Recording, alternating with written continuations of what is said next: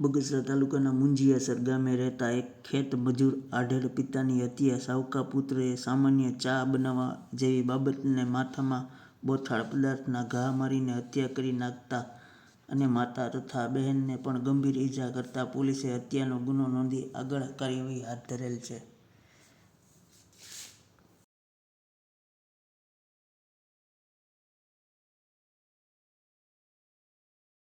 તમારું નામ શું અને શું ઘટના હતી, શું કહેશો ને, કયા ગામે કામ કરો છો? મારું નામ અસ્મિતા है ને અમે મુંજાસે રહેતા હતા। તો મારી મમ્મી મતલબ મારા પપ્પાએ શાક બનાવી દીધું હતું ને મમ્મી ચા બનાવવા ગઈ હતી।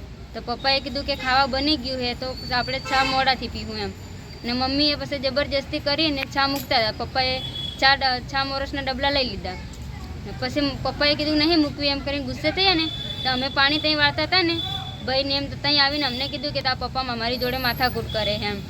તો એમને પછી ત્યાંથી આવ્યો ને ઓલો બહુ પીધેલો હતો તો સીધો જેવો આવ્યો ને તો મારા પપ્પાને માથામાં લાકડું મારી દીધું અને હું ત્યાંથી દોડલી આવીને તો મારા પપ્પાને પકડી પાડ્યા ને આમ કરીને તો મને અહીંયા લાકડું માર્યું તો મારો હાથ ભાગી ગયો ને પછી મને ફેંકી દીધી એટલે હું મોબાઈલ લઈને ગૌમાં હંતાઈ ગઈ।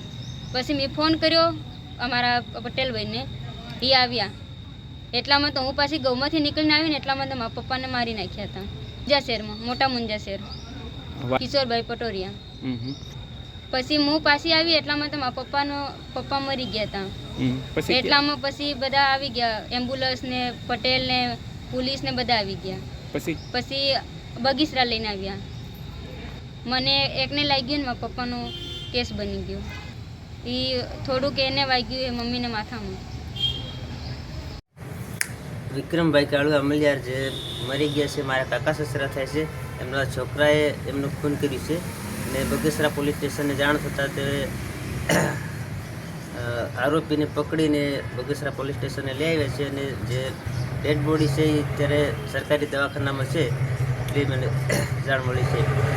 બગસરા તાલુકાના મોટા મુંજીયાસર ગામે કિશોરભી મંજીભી પટોળિયાની વાડીએ રહેતા સીતાબેન તથા તેમના પતિ રમણભાઈ કટારા કે જે મૂળ દાહોદ જિલ્લાના ફતેપુર તાલુકાના વતની છે।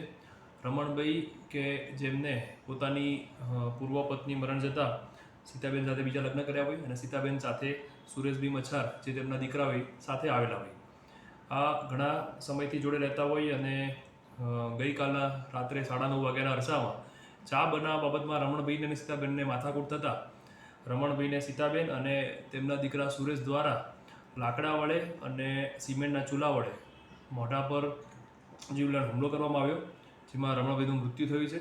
હાલમાં મર્ડરનો ગુનો દાખલ કરવામાં આવ્યો છે, આગળ તપાસ કાર્યવાહી ચાલુ છે।